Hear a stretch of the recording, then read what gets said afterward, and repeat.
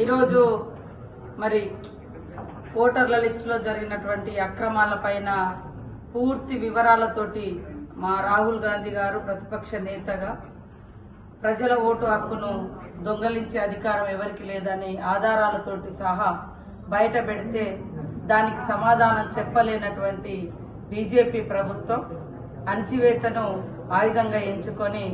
మరి రాహుల్ గాంధీ గారిని ప్రియాంక గాంధీ గారిని ఈరోజు అరెస్టు చేయడమే కాకుండా కుటుంబం మీద కూడా పడి దుష్ప్రచారం చేస్తున్నటువంటి విధానాన్ని మేము తీవ్రంగా ఖండిస్తా ఉన్నాం. ఈరోజు మనం చూస్తా ఉన్నాం ఎగ్జిట్ పోల్స్ లో కూడా ఛత్తీస్గఢ్లో కానీ మధ్యప్రదేశ్లో కానీ అదేవిధంగా హర్యానాలో కానీ కాంగ్రెస్ ప్రభుత్వం అధికారంలోకి వస్తుందని ఎగ్జిట్ పోల్స్ చెప్పినప్పటికి కూడా మరి దాన్ని తారుమారు చేసే విధంగా ఓటింగ్ పెంచుకొని ఈరోజు దొడ్డిదారిన బీజేపీ ప్రభుత్వాన్ని ఏర్పాటు చేయడం జరిగింది. ఇవాళ మనం చూస్తా ఉన్నాం వాస్తవానికి హర్యానా లాంటి ప్రాంతాల్లో వన్ సైడ్ గా కాంగ్రెస్ గెలుస్తుందని రిజల్ట్ అంటే ఎగ్జిట్ పోల్స్ చెప్పినప్పటికీ దాన్ని తారుమారు చేసే విధంగా ఇదంతా ఎందుకు సాధ్యమవుతుంది? మధ్యాహ్నం వరకు చూస్తే ఓటింగ్ పర్సెంట్ చూస్తే 40%, 50% ఉంటుంది. సాయంత్రం అయ్యేసరికి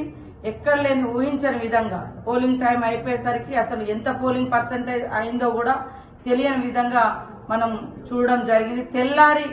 ఇంత అయిందని వివిధ రాష్ట్రాల నుంచి కూడా లెక్కలు చెప్పడం జరిగింది. అంటే వాస్తవానికి ప్రజల యొక్క హక్కులను కాలరాసి ప్రజల యొక్క ఓట్లను దొంగలించి దొంగ ఓట్లను ఒక్కొక్క ఇంట్లో 200 ఓట్లను మరి నమోదు చేయించుకొని బీజేపీ నాయకులు అక్కడ వివిధ రాష్ట్రాలలో ఆ ఓటర్లను సాయంత్రం అయిన తర్వాత ఎక్కడికక్కడ రాజకీయ పార్టీలు కానీ లేదా బూత్ ఏజెంట్లు కానీ కొద్దిగా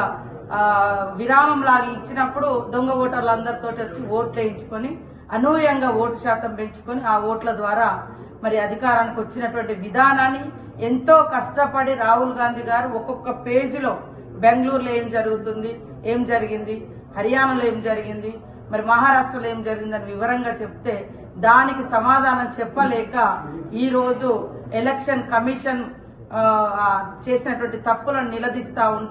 నిలదీస్తూ ర్యాలీగా పోతుంటే అక్రమంగా అరెస్టులు చేస్తాం. ఈరోజు మరి ఓటర్ల లిస్టులో జరిగినటువంటి అక్రమాలపైన పూర్తి వివరాలతోటి మా రాహుల్ గాంధీ గారు ప్రతిపక్ష నేతగా ప్రజల ఓటు హక్కును దొంగలించే అధికారం ఎవరికి లేదని ఆధారాలతోటి సహా బయట పెడితే దానికి సమాధానం చెప్పలేనటువంటి బీజేపీ ప్రభుత్వం అణచివేతను ఆయుధంగా ఎంచుకొని మరి రాహుల్ గాంధీ గారిని ప్రియాంక గాంధీ గారిని ఈరోజు అరెస్టు చేయడమే కాకుండా కుటుంబం మీద కూడా పడి దుష్ప్రచారం చేస్తున్నటువంటి విధానాన్ని మేము తీవ్రంగా ఖండిస్తా ఉన్నాం. ఈరోజు మనం చూస్తా ఉన్నాం ఎగ్జిట్ పోల్స్ లో కూడా ఛత్తీస్గఢ్లో కానీ మధ్యప్రదేశ్లో కానీ అదేవిధంగా హర్యానాలో కానీ కాంగ్రెస్ ప్రభుత్వం అధికారంలోకి వస్తుందని ఎగ్జిట్ పోల్స్ చెప్పినప్పటికి కూడా మరి దాన్ని తారుమారు చేసే విధంగా ఓటింగ్ పెంచుకొని ఈరోజు దొడ్డిదారిన బీజేపీ ప్రభుత్వాన్ని ఏర్పాటు చేయడం జరిగింది. ఇవాళ మనం చూస్తా ఉన్నాం